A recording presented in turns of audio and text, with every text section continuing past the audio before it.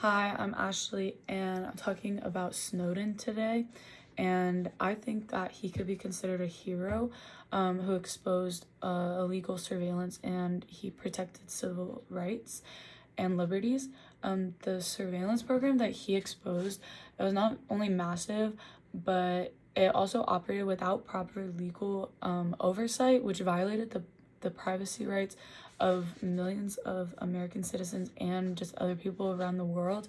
Without his leak, most citizens would have no idea that the government was collecting their phone records. They were monitoring emails and tracking internet activity without meaningful consent or due process.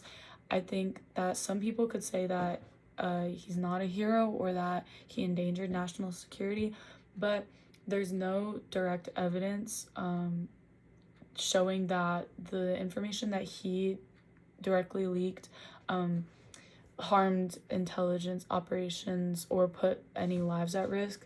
He was very careful to work with journalists to ensure that the sensitive information that he was putting out, it wasn't irresponsibly exposed.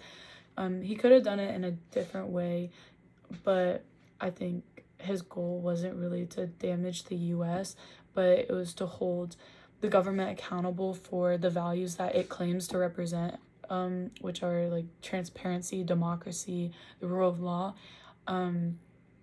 His actions really highlight the tension between the state power and individual rights.